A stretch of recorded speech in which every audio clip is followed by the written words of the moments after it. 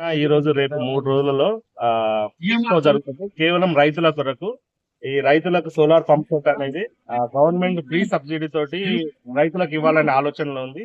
దానిలో భాగంగా రైతుల కొరకు ఈ పంప్ సెట్ ఎలా పనిచేస్తుంది, దీని మీద అవేర్నెస్ తీసుకురావడం కొరకు ఈ ప్రోగ్రామ్ జరుగుతుంది. వరకు రైతులకు దీన్ని అందియచ్చు. ఒకసారి 5HP మోటార్ పెట్టుకుంటే అప్రాక్సిమేట్ గా 5,50,000 వరకు ఖర్చు అవుతుంది. దీంట్లో 85% వరకు సబ్సిడీ ఇవ్వడానికి government, state government and central government ఆలోచించి రైతులకు ఫ్రీ కరెంట్ లేకుండా సోలార్ పంప్ సెట్ ఇవ్వాలని ప్లానింగ్ లో ఉన్నది.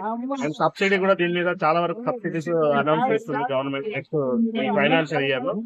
రైతులందరూ ఇట్లాంటిది యూజ్ చేసుకోవడం వల్ల, ఉపయోగించుకోవడం వల్ల రైతులకు లాభసాటి జరుగుతుందని సోనీ సోలార్ పవర్ ఈ ఎక్స్పో డెమాన్స్ట్రేషన్ దీన్ని చూపిస్తాం. ఎక్కడ సంప్రదించాలి కావాలనే వాళ్ళు మాది కరీంనగర్ లో, రామ్నగర్ లో ఆఫీస్ ఉంటుందండి. మీరు ఎనీ టైం మా ఆఫీస్ నెంబర్ కు కాల్ చేస్తే మేము దీని గురించి వివరంగా ఎక్స్ప్లెయిన్ చేయగలం. దీంట్లో 90% వరకు గవర్నమెంట్ సబ్సిడీ ఇవ్వడానికి ప్లాన్ చేస్తుందండి. నెక్స్ట్ ఫైనాన్షియల్ ఇయర్ లో రైతులకు ఇది ఫ్రీగా ఇచ్చే అవకాశాలు కూడా ఉన్నాయి. గ్రామంలో మోడల్ విలేజ్ కింద తీసుకొని దీన్ని ఇంప్లిమెంటేషన్ చేయడానికి కూడా రెడీ. మీ పేరు? నా పేరు ప్రశాంత్ అండి, మాది సోనీ సోలార్ పవర్ కరీంనగర్.